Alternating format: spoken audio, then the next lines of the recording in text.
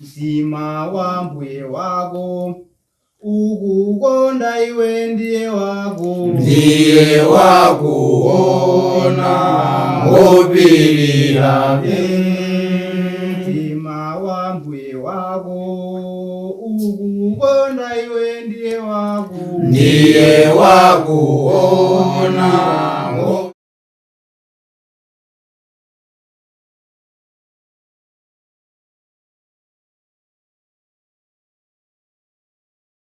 Tikulandireni omvera komanso nonse amene mukutionera pa programu ino yakudziwa baibulo langa imene amakupatsirani ndi Lilongwe School of Biblical Studies imene ili ku Mitundu ku Lilongwe. Ndipo mu tsiku la lero imene tikupitirizabe kuphunzira mawu a Mulungu kudzera mu programu imeneyi mukhala ndi ine m'bale wanu mwa Ambuye Daniel Linje Pancras.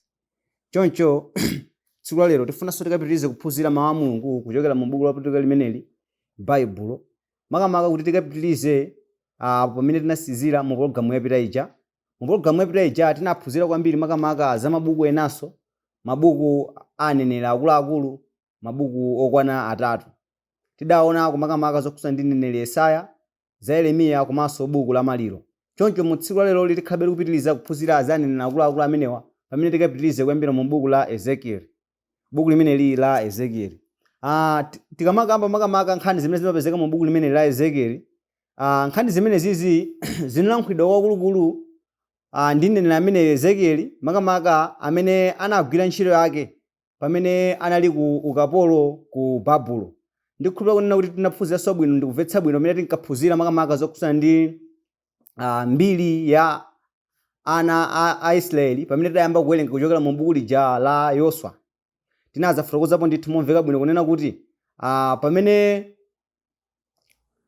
pamene Babulo anabwera ku Israeli kudzatenga akapolo, mmodzi mwa akapolo amene anatengedwa nawo mulendo wachiwiri adali mneneri ameneyu, mneneri Ezekiel.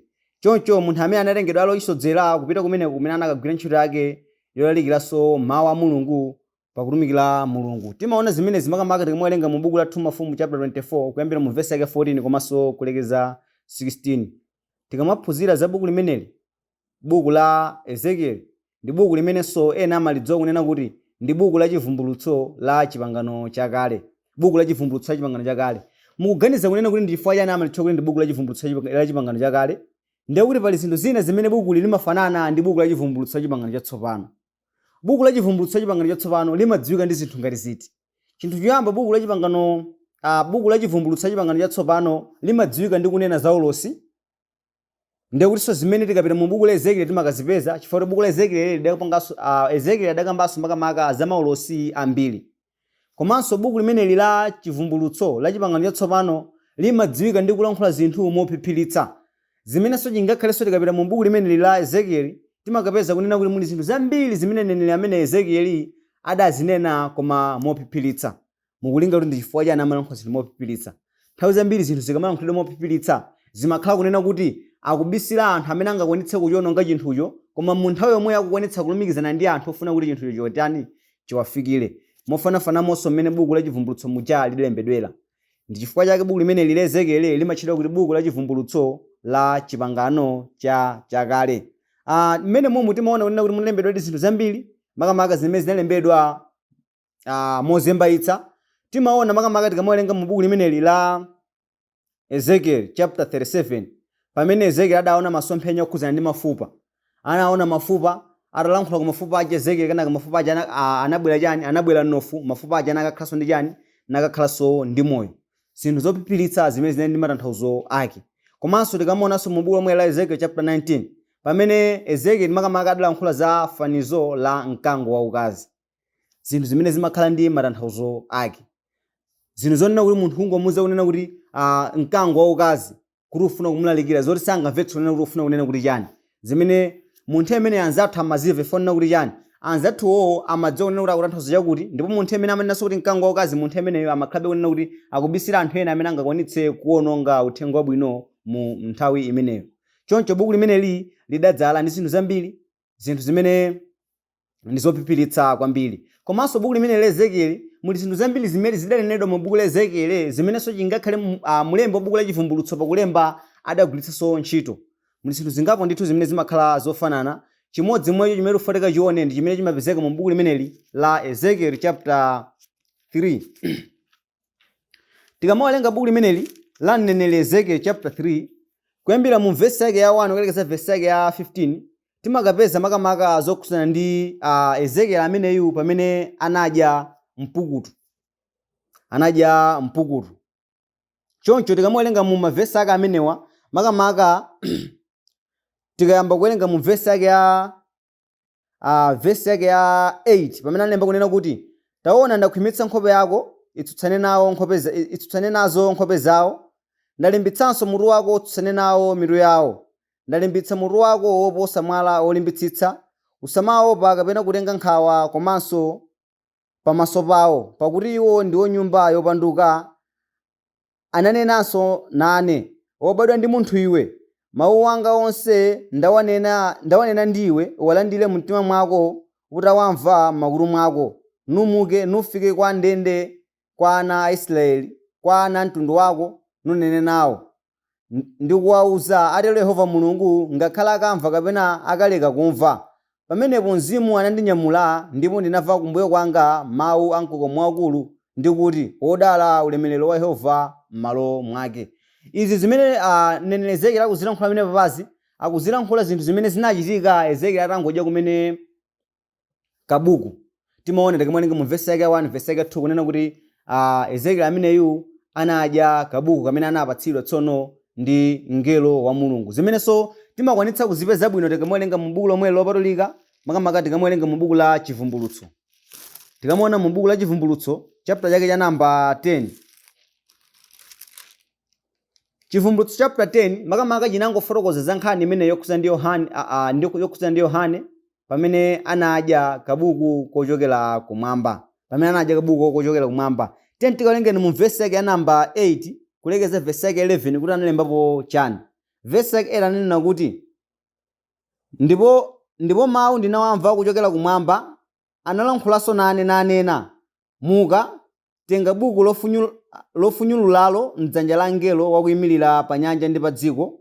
Ndipo ndinamuka kwa mngelo ndikunena naye, ndipatse kabukuko. Ndipo anena ndi ine, dzatenge nudye, ndipo kadzawawitsa m'mimba mwako, komatu mkamwa mwako mudzazuna ngati uchi. Ndipo ndinatenga kabukuko mdzanja la mngelo ndipo ndinakadya, ndipo kanali mkamwa mwanga kozuna ngati uchi, ndipo pamene ndinakadya m'mimba mwanga mudawawa. Ndipo ananena nane, uyenera iwe kuneneranso pa anthu a mitundu ndi mitundu ndi manenedwe ndi mafumu ambiri. Apanso tikuona zimene zinachitikira makamaka Yohana ameneyu amene adamuona mngelo amene phazi limodzi anaponda nyanja komanso phazi limodzi anaponda kumtunda. Ndi akuti Mulungu tsono anamuwuza kunena kuti tapita ukatenga kabukuko niudye. Ndipo iyeyu anapita ndipo atatenga kabukuko anakadya. Tsono akuti atakadya mkamwa mwake munazuna komanso m'mimba mwake munawawa. Koma pamene nkhani yonseyi tikupezapo kunena kuti chani? Akuti Mulungu anamuwuza kunena kuti chani? Zimenezi pita ukanenere kwa wanthu. Ezekiel ujaso zitanchitika zimenezi mapera nkhani yonseyi Mulungu anamuwuza kunena kuti chani? Pita ukanenere kwa wanthu. Kodi nkhani imeneyi amafuna akuluza chani kapena imatanthauza chani? Tikamaphunzira makamaka nkhani imeneyi imangofotokoza makamaka zokhuzana ndi mphamvu kapena ukulu wa mawu a Mulungu, makamaka pakutidziwitsa kunena kuti nthawi zonse mawu a Mulungu amakhala abwino kwa atumiki tikamaphunzira kapena tikamalandira, komano kwa ifeyo kuti mawu tikapereke kwa anthu amakhala mawu opweteka potenga ndi mmene anthu ena ake amachitira zinthu zawo. Choncho zimenezi amangofuna kutanthauza choncho zimene tikuona nena kuti palidi kufanana makamaka pakati pa buku la Chivumbulutso komanso ndi buku limeneli la Ezekiel. Komanso mwini ena titokha ndi malinga onena kuti tsono kodi maulosi ambiri amene akumapezeka mu buku limeneli la Ezekiel cholinga chake chinali chani? Mukuganiza kunena kuti anangolembedwa mopanda ntchito? Anali ndi ntchito. Kodi cholinga chake chinali chani? Chinthu choyamba zinthu zimenezi Mulungu makamaka amalosera zambiri mu buku limeneli la Ezekiel kuti kufuna kunena kuti anthu akamvetsetse kapena anthu akazindikire cholinga chimene chapangitsa anthuwo kupita ku kapolo. Chifukwa kuti chani?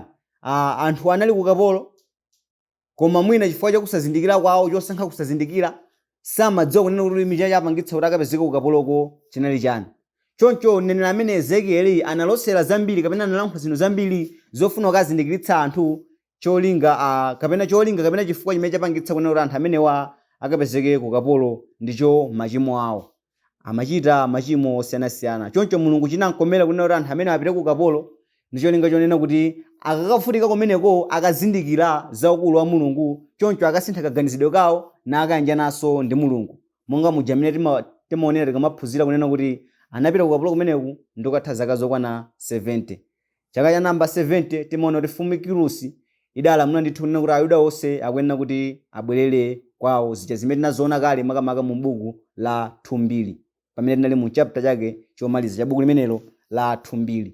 Choncho ulosi umenewu waukuluukulu unali kungofuna kuwazindikiritsa anthu kuti akazindikire za ukapolo wawo. Komanso zinthu zimenezi zinanenedwa makamaka pofuna kuwauza anthu kunena kuti akaleke kupembedza mafano nayambe kupembedza Mulungu. Maulosi ambiri amanenedwa mmenemu kunali kufuna kuwauza anthu kuti akaleke kupembedza mafano nakayambe kupembedza Mulungu. Chifukwa yonena kuti yani timadziwa tonse kunena kuti Baibulo limakhala kulankhulabe kawirikawiri kapena mobwerezabwereza kumafotokoza kunena kuti Mulungu ali wansanje. Nsanje imaonekera potani? Samafuna kunena kuti tizipembedza milungu ina, ayi, koma tizipembedza iyeyo Mulungu mmodzi.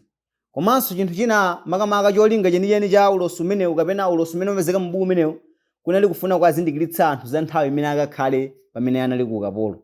Chifukwa nena kuti pamene anthu amalalikira makamaka za ufumu umene kuti udzapita ku ukapolo nakatha ku ukapolo kwa zaka zokwana 70, analiponso atumiki ena amene amaphunzitsa zinthu zonama kunena kuti si zakatu 70 mukangokhala zaka zokwana 7 zokha.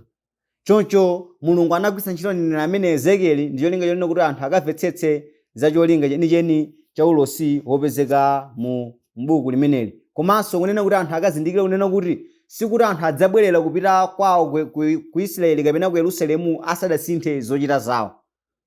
Nthawi imene Mulungu anadziwa zonena kuti akakhala zaka 70 akakhala zoti avutika kwakukulukulu. Choncho pokhala kuti avutika kwakukulu akakhala kuti azindikira za ukulu wa Mulungu, ndi akamakabwerera sakachitanso zinthu zoyipa zija. Ndi chifukwa chake Mulungu analola makamaka kugwiritsa ntchito mneneri ameneyu Ezekieli kuti alembe buku limeneli limene lili ndi machapter odzala okwana 48. Choncho nkhani zimene zimapezeka mu buku limeneli la Ezekieli zimangofotokoza nkhani imeneyi imene tafotokoza kale mwachidule chonchi. Kodi muli kuganizira kunena kuti nkhani zimene zimapezeka mu buku limeneli inu ndi ineyo tingaphunziremo chani? Kodi mu buku limeneli la Ezekieli tingaphunziremo chani? Muli kulingalira kunena kuti nkhani yake anangolemba kunena kuti tidzimva basi ndikumalankhula ngati mmene tikulankhula mosaphunziramo kanthu kena kalikonse? Pamene Mulungu buku lamalipereka amayembekezera ndipo amadziwa kunena kuti anthu akaphunziramo kuchokera mu buku limeneli. Tingaphunziremo chani? Chinthu choyamba chimene tingaphunziremo ndiyonena kuti mulaliki amene amadziwa ntchito yake bwino amapitiriza kulalikira kapena kuphunzitsabe mawu a Mulungu chingakhale anthu sakumva kapena sakusintha. Ngati iwe mulaliki ukuwalalikira anthu ndi anthu sakufuna kusintha, sizimakhala kuti zimenezo zikutsitsa mawere kuti iwe ntchito yako yolalikira mawu a Mulungu, ayi, koma iwe udzilalikirabe chifukwa yonena kuti iweyo kamalalikira umakhala zoti ukuwasambira m'manja ntchito yako pamenepo kutani ukugwira. Nkhani yake ndonena kuti chifukwa kuti ndalalikira kamodzi ndi anthu asakusintha, ineyo ndikangokhala pansi osapitiriza kulalikira mawu a Mulungu, Mulungunso adzandimba mlandu onena kuti sindimalalikira mawu a Mulungu. Chifukwa ntchito yolalikira mawu a Mulungu iyi Mulungu adapereka kwa munthu aliyense kuti adzayigwire moyo wake wonse. Choncho ndi chifukwa chake tikuonana kuti ndi zinthu zabwino kwambiri kunena kuti tikaphunzirenso kuchokera mu buku limeneli kuti tikadziwe ndi kumvetsetsa bwino kunena kuti mulaliki kapena mtumiki wa Mulungu amene amadziwa ntchito yake bwino amakhalabe akuyigwira ntchito iyi chingakhale anthu sakusintha. Tikamaona anthu sakusintha tisamembekezere kunena kuti ofunika tingoyisiya. Paja tikamaona mu buku la Luka chapter 8 verse yake 11 Yesu Khristu popereka tanthauzo pamene paja la fanizo limene anapereka adanena kuti mawu a Mulungu ndi mbewu. Mbewu tikayedzera nthaka lero sitimembekezere kunena kuti imene lero mwayi zimatenga ndithu nthawi. Chimodzimodzinso inu ndine munthu tikamuphunzitsa mawu a Mulungu kapena kumudziwitsa za mawu a Mulungu tisamembekezere kunena kuti munthu yemwe akhoza kusintha. Yeti anthu ena ake amataka kuti anthu yemwe amasintha chimangokhala mwayi. Komanso ndimakhulupirira kuti sizimachitika zimene zifuna kuti mwina anthu amene amva koyamba, koma zimakhala kuti mwina amva koyamba kwa munthu amene akuwaphunzitsa munthu ameneyoyo, komano zofuna zakumva zokhuzana ndi Mulungu anthu anemba kumva kalekale. Mawu a Mulungu mwa munthu amakhala kuti ndi mbewu. Choncho pokhala kuti ndife atumiki a Mulungu sitikuyenera kuti tizisiya ntchitoyi tikaonana kuti anthu ena ake sakutani kodi sakusintha. timaona kunena kuti mulungu adamulangiza ndithu choncho Ezekiel. Kamaona mu buku limene la Ezekiel chapter 2 kuwerenga kuyambira mu verse yake 3 kukalekeza mu verse yake ya 10. Komanso chinthu china chimene chimafunikira kunena kuti tiphunzire ndi kuchimvetsa bwino mu buku limene ndiyonena kuti nthawi zonse mlaliki amenena kunena kuti azikhala ndi anthu ake ndi cholinga chonena kuti azidziwa zinthu zofuna kuwalankhula anthu akewo. Tikamakamba za mlaliki kapena mphunzitsi kapena mtumiki wa Mulungu ndi munthu amene amatengedwa kuti ndi m'busa kapena ndi wodyetsa nkhosa za Mulungu. Tsono munthu ngati amene yoyo amene akhala kunena kuti ndi munthu amene akukhala pakati pa anthuwo ndi cholinga chakunena kuti akazindikire zinthu zimene anthu akutani kodi akusowa, akawapatse zimene anthu akutani akusowa. Ndi chinthu chofunikira kwambiri kunena kuti mlaliki adzikhala pafupi ndi anthu ake, adzidziwa zimene anthu akusowa ndi kumapatsa, osati kumanena kuti ayi awawa ndi alaliki amayang'anira dera lonse lino la Lilongwe. Tsono iweyo kukhala ku mitundu ungadziwe zimene mpingo umene uli kwa chisapo kusowa.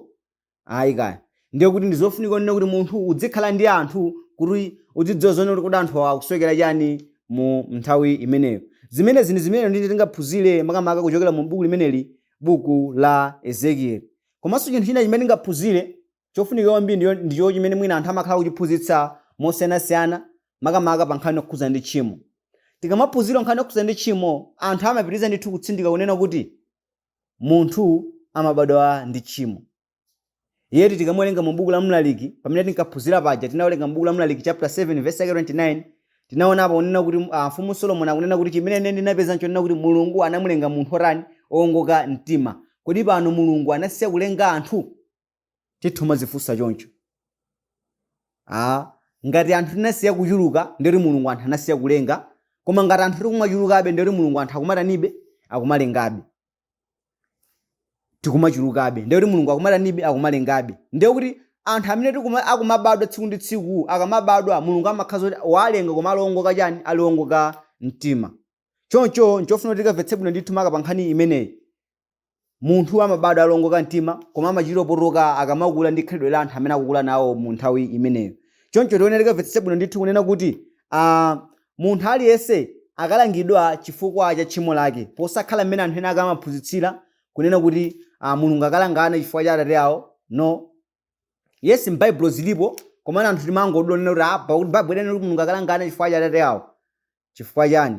Chifukwa angati anawo akhale kuti akutsatirabe zochitika za makolo awo zosalongosoka, ndiye Mulungu akalanga anawo chifukwa kuti adaphunzira khalidwe losalongosoka kwa ndani yawo, kwa atate awo.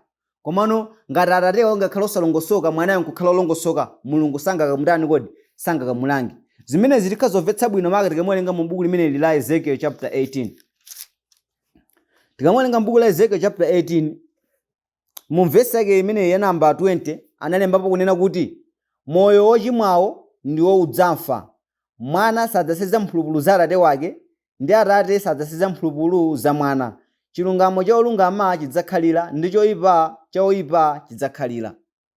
Buku limene la Ezekiel lidakambako zinthu zimene zinena kuti moyo wochimwawo ndi umene udzatani ndi umene udzafa, ndipo mwana sadzaseza mphulupulu za ndani kodi za atate yake kapena atate kuseza mphulupulu za mwana. Tisamanamizane kunena kuti wina atha kukalangika chifukwa cha munthu wina. Aliyense akalangika chifukwa cha zimene akuchita pamene ali pano pachani pa dziko lapansi. Choncho ndi chinthu chabwino kwambiri chimene ndingaphunzire kuchokera mu buku limeneli mu buku la Ezekiel. Chinthu china chimene ndingaphunzire wonso mu buku limeneli la Ezekiel ndiyonena kuti mwina tembera lingalira kunena kuti kodi ndi chifukwa chani Mulungu anawalola ana Israeli kuti apite ku ukapolo. Chifukwa buku lilosera kwambiriso zokhudza ndi nkhani imeneyi. Chifukwa nena kuti anthuwa amapembedza milungu ina. Ndiye kuti kuchokera mu mfundo imene tikhazanso kaphunzira kunena kuti Yehova Mulungu ali Mulungu wansanje amene samalola kuti tidzipembedza milungu ina. Tikamakamba za milungu ndi chinthu chimene munthu umachitenga kuti chitha kuthandizira makamaka kwambiri pa chinthu china chake mohyola Mulungu amene timamudziwa amene analenga zonse. Choncho chinthu chimenecho ndi chimene chimakhala fano pakati pathu. Tsono tikamakamba za fano ndi zinthu zambiri zimene tikukhala nazo mwina nyumba mwathu. Mwina ngati munthu ngameze kuti umapereka nthawi yako kwambiri pa foni kusiyana ndi pa Mulungu, ndiye kuti foni yako tikhala kuti wambawerenga kuti ndi chani wamba kuwerenga kuti foni yakoyo ndi fano. Choncho Yehova Mulungu ali Mulungu wansanje amene samafuna kuti tipembedze zina kapena tidzigonjera mafoni athu kulekera ndani kodi kulekera nyeyo. Yehova Mulungu ali Mulungu wansanje. Adalola na Israeli kuti apite ku ukapolo chifukwa amapembedza milungu ina. Adayamba khalidwe losakhala bwino. Kodi inuyo ndi ine pamene tikukhala pano pa dziko lapansi tikumakhala motani? Kodi muganiza kuti Yehova sakumachita nafe nsanje panenge ndi mmene tikumakhalira ndi anthu ena kapena za mmene ife tikumapangira kapembedzedwe kathu? Titokhala kuti timadziva kuti timapembedza molondola, mwina pamaso pa Mulungu timapembedza mosalondola. Tiyang'anireni machitidwe athu kuti Yehova asayipidwe nafe, chifukwa Yehova Mulungu ali Mulungu wansanje. Chinthu chinanso chimene tingaphunzire kuchokera mu buku la Ezekieli ndiyonena kuti Mkhristu aliyense payekha ali ndi udindo. Yet tikamawerenga mu buku la Ezekieli makamaka timamva zokhudzana ndi kunena kuti Ezekieli ndi amene amapatsidwa mphamvu kapena amapatsidwa uthenga kunena kuti akauze anthu. Komano anthuwo analinso ndi udindo otani owulandira uthengawo ndi kuchita zimene uthengawo matani kodi uthengawo umanena. Inuyo ndi ineyo ngati Mkhristu tikazindikire kunena kuti aliyense ali ndi udindo.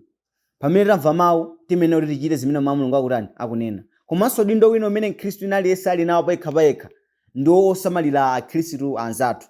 Tikumuona apa Ezekieli pamene Mulungu amamwirana kuti akagwire ntchito, sikuti iye adakana nene kuti apoti ineyo ndili chonchi Mulungu ndidzingo-kupembedzani ineyo nokha ine sindikathandize kuti anthu enawa akapeza chifuniro chanu. Ayi, Mkhristu aliyense ali ndi udindo osamalira Akhristu anzake. Timaona chitsanzo chabwino tikamuwerenga mu buku la Galatiya chapter 6 verse yake 1 ndi 2.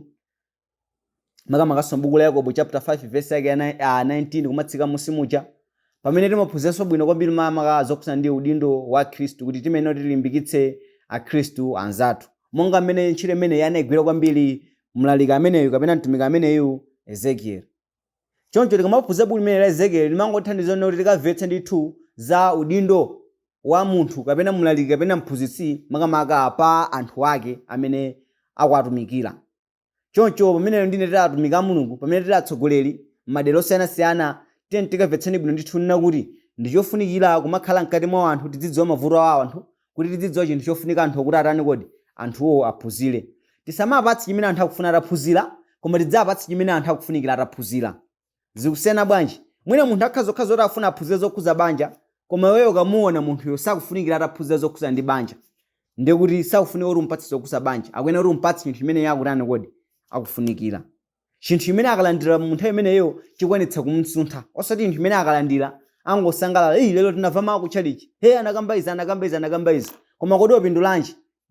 Kulephera kutani? Kulephera kuyankha.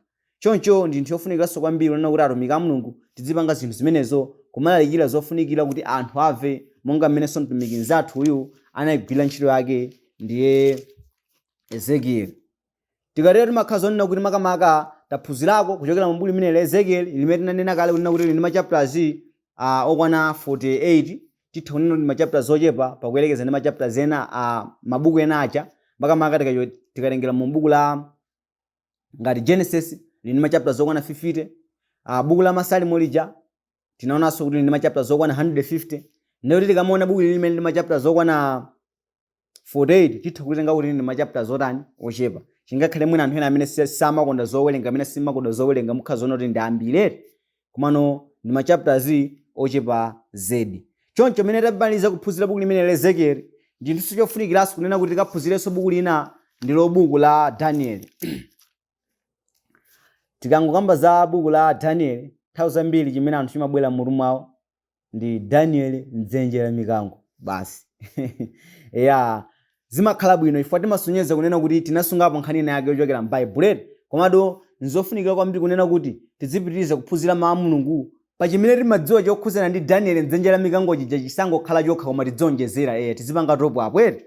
Nanga chaka chino tidziwe za Danieli mdzenje la mikango kuchokera mu buku la Danieli. Zikamatha zaka 5 mukudziwapo chani zokhuza buku la Danieli udzenkhabe kuti ndikudziwa za Danieli mdzenje la mikango? Ayi, zimafunika kumatani kumaonjezera. Choncho ndinthu chofunikiranso nena kuti ndine tikaona nena kuti kodi mu buku limene la Danieli tingaphunziremo chani. Tikamaona buku limene la Danieli ndi buku limene lili ndi machapters makamaka ochepa machapters okwana 12 okha basi, koma ndi buku limene ndilodzala ndi maulosi ochuluka zedi. Makamaka tikamaona kungoyambira mu buku lomwe la Daniel, kuyambira Daniel chapter 1 kumapitoko lidangoyamba kukamba zamachani kodi za maulosi okhaokha. Koma kodi maulosi amenewa angatisokoneze? Ngati Mulungu buku lanatipatsa ankembekezana kuti iniyo ndine tikhoza kulitani kodi tikhoza kulimva. Chifukwa ngati Mulungu anadzoza kuti buku sitingalive, muganizo lana anatipatsiranji? Ngati Mulungu anatipatsa amadziwa onena kuti buku li ino ndine tikakhala ndi chidwi tikalimva ndipo tikazindikira chifuniro chake. Tikamaona makamaka buku limene la Daniel, Daniel anali mmodzi mwa anthu amene anatengedwa kupita ku ukapolo mu ulendo weniweni woyambilira umene Nebukadinezara anabwera ku Yerusalemu kudzatenga akapolo. Paja tinaphunzirapo kunena kuti pamene ufumu unagawanikana kukhala ndi ufumu wakumpoto ndi ufumu wakumwera, ufumu wakumpoto udatengedwa kupita ku ukapolo mu 721 BC ulendo umodzi. Pamene ufumu wakumwerawo umenewu udatengedwa kupita ku ukapolo mu maulendo atatu osiyanasiyana. Choncho ulendo woyamba ndi ulendo umene anabwera kudzatenga akapolo mophatikizanaponso ndi Daniel komanso ndi anzake aja Shadrach, Meshaki komanso Abednego. Ulendo wa namba 2 ndi umene anabwera kudzatenganso anthu ena mophatikizaponso ndi mneneri Ezekieli. Ndipo ulendo wa namba 3 ndi umene timaona nena kuti Nebukadinezara pamene anabwera kumene ku Babulo adagwetsa kachisi ameneyo. Choncho Daniel amene tikumumva pamene payu ndi munthu amene anatengedwa kupita ku ukapolo makamaka mulendo oyambirira. Ndipo Daniel ameneyu adalosera ndithu nthawi yonse imene adali kumeneko ku ukapolo komanso chingakhala atachoka ku ukapolo. Wayamba kulosera mu chaka choyamba chimene wapita ku ukapolo, komanso wapitizabe kulosera chingakhala atachoka kuchani kodi ku ukapolo. Zimene zikutiuza kunena kuti chani? Ndiye kuti Daniel anagwira ntchito yolosera kwa zaka zoposera 70. Chifukwa yonena kuti ku ukapolo kwa anthu anakhala zaka zokwana 70, ndiye iyeyo wakhala akulosera ku ukapolo kuchokera chaka choyamba kufika chaka chomaliza, ndiye kuti adalosera makamaka kwa zaka zokwana 70. Ndipo ndikupezana kuti timadzomaona kuti munthu ameneyu anali ndi anzake atatu amene mwina anthu ambiri timadzonso bwino, Shadrach, Meshaki komanso Abednego. Pokhala zonena kuti anali mtumiki wa Mulungu adakhala naye ndipo anachita ndithu zozizwitsa zimene zidapangitsa anthu ena ake kuwadziwa Mulungu ku Babulo kumeneko. Ndi zozizwitsa ngati ziti? Kumbukirani makamaka za Daniel, makamaka za ng'anjo ya moto. Ndikupezana kuti zotonse timamvetsa bwino makamaka za nkhani yokhudza ndi ng'anjo ya moto pamene anzake atatu aja anayikidwa ng'anjo ya moto pamene anakana kugwadira mfano la golide. Shadrach, Meshaki komanso Abednego adaponyedwa mu ng'anjo ya moto, koma anthu amenewa sanaphe. Tsono zimapezeka kunena kuti anthu amene amapita kukasuzumira chifukwa chakutentha anthu ndi amene amatani amafa, koma anthu amene anali mkati osatani kodi osafa. Chimene chitu ndi chozizwa miracle, zinthu zimene zidachitika movyola chilengedwe. Chifukwa pa chilengedwe munthu akangokhala pa moto timembekezera kunena kuti amene akhoza kutani ndithu akhoza kupya, koma anthu angati anakhala pa moto osapya, chimenechi ndithu ndi chozizwa. Komanso chozizwa chine chimene timachiona mu buku la Daniel ndi nkhani yokhudza ndi mkono kulemba pa khoma. Mkono nangopeza kuti walemba pachani kodi walemba pa khoma, zimene ndithu ndi zinthu zimene ndi zozizwa zimene sizingangochitika mwakuti basi zachitika ayi. Komanso timaonanso chozizwa chine chimene inachitika mu buku limeneli ndicho chakuponyedwa mu dzenje la mikango. Tikamona mu chapter cha number 6 cha buku limene la Daniel timaona kuti Daniel anaponyedwa mu dzenje la mikango. Anaponyedwa mu dzenje la mikango ya njala. Anthu kumembekeza kuti Daniel amene adyedwa ndi chani? Adyedwa ndi mikango, koma mikango sinampwereke konse ayi. Kodi inu ndine tilekidwa mu dzenje la mikango singatidye kapena ikhoza kutidya? Ikhoza kutidya, koma iye ngati sanadyedwe tikuphunzirapo chani? Chimene chichi ndi chozizwa, chinthu chimene chidachitika movyola chilengedwe. Choncho mu buku la Daniel limeneli timaphunziramo zinthu zambiri zimene ino ndine zingakwanitse kutisuntha pa mwathu wa Chikhristu, komanso zimene ino ndine tingakwanitsenso kuphunzitsa anthu ena. Kodi mu buku limeneli tingaphunziremo chani? Makamaka potenga ndi mmene anthu anakhalira pa dziko lapansi mu nthawi imeneyo, ino ndine tikhazanso kuphunzira maphunziro ambiri, makamaka pokadziwa bwino ndi kumvetsa bwino kunena kuti nthawi zambiri makhalidwe athu opangisa anthu ena kunena kuti atembenuke mtima kapena ayi. makhalidwe athu pangisa anthu ena kuti atembenuke mtima kapena ayi. Lingalirani za nkhani yokhuza ndi anzake a Daniel atatu, Shadraki, Meshaki komanso Abednego. Pamene anthu aja anaponyedwa mu ng'anjo ya moto, anthu anena cho chiyembekezo yonena kuti anthu amene watani kodi apsa mu ng'anjo ya moto imene aponyedwa ija. Koma kodi chimene chinachitika ndi chani? Anapsa? Tikapeza kunena kuti sanapse ayi. Tsono pokhala kunena kuti sanapse, chimene chinachitika ndi chani? Nanga mfumu Nebukadinezara idapanga chani? Tikamuwerenga mu buku limene la Daniel chapter 3 mu verse yake 28 kulekeza mu verse yake 30, pamene analembapo kunena kuti Nebukadinezara ananena nati, alemekezedwe Mulungu wa Shadraki, Meshaki ndi Abednego, amene anatuma mthenga wake napulumutsa atumiki ake okhulupirira iye, nasanduliza mawu a ine mfumu, napereka matupi awo kuti asatumikire kapena akulambira mulungu wina yense koma mulungu wawo. Chifukwa chake ndilamulira kuti anthu aliwonse, mtundu uliwonse ndi amanenedwe aliwonse akunenera molakwira mulungu wa Shadraki, Meshaki ndi Abednego adzadulidwa nthulinthuli ndi nyumba zawo zidzasanduka dzala, popeza palibe mulungu wina akhoza kulanditsa motero.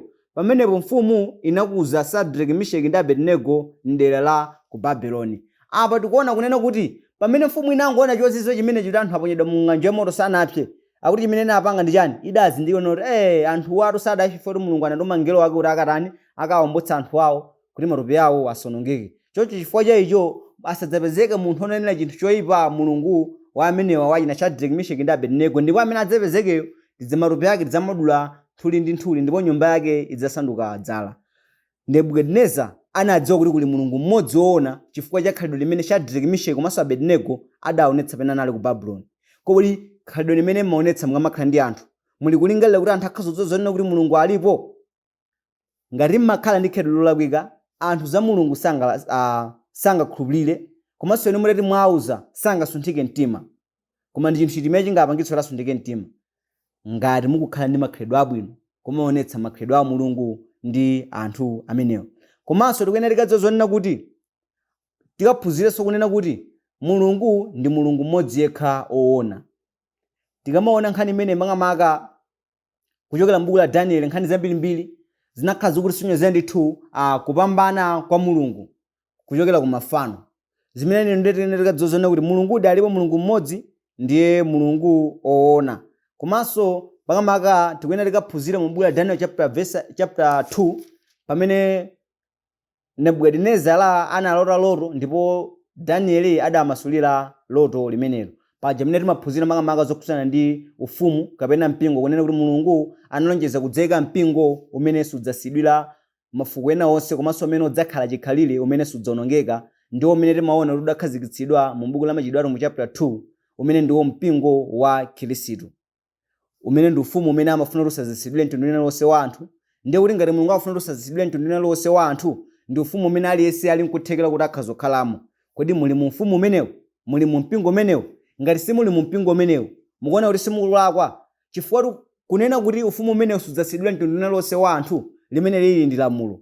Ndiye ngati simuli mu ufumu umenewu, zindikanena kuti muli kupatuka pa choonadi.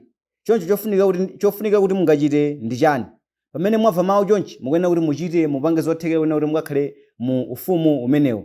Mwina nkutheka kunena kuti za ufumu umenewu simunaphunzire zambiri, simunamve zambiri zokhudzana ndi mpingo umene wa Khristu. Pamene mukutionera komanso pamene mukumva, chinthu chofunikira ndi chani? Kafunseni kwa atsogoleri a mpingo wa Khristu amene ali kudera kwanu, akakuphunzitsani zoona zenizeni za mpingo wa Khristu. Ndipo mukamvetsetsadi bwino kunena kuti ndi ufumu umene unalonjezedwa kuchokera mu buku la Daniel chapter 2. Choncho izi ndi zimene timafuna tiphunzire kuchokera mu mabuku awiri amenewa, buku la Ezekiel komanso buku la Daniel, mabuku amene ndi odzala ndi ziphiphitso. Tisataye mtima, zinthu zingati zimalembedwa amembekeza kunena kuti ino ndine tikazimva. Choncho inali nthawi yabwino imene timagawana mawu a mulungu pakati pathu mu program imene yakudziwa Bible langa, imene amakupatsani ndi Alilongwe School of Biblical Studies. Alilongwe School of Biblical Studies alomasuka kuyankha mafunso onse amene mumakhala nawo okhudzana ndi Bible, makamaka amene mungatumize kudzera ku nambala iyi 022 766 018. Mu tsiku la lero mu programu iyi munali ndi mbale wanu mwa Ambuye Daniel Linjepancras. Mulungu adalitse nonse. Zikomo. Mtima wa Mbuye wako ukukonda iwe, ndiye wakuona ngopirira. kukukonda iwe ndiye wako ndiye wakuwo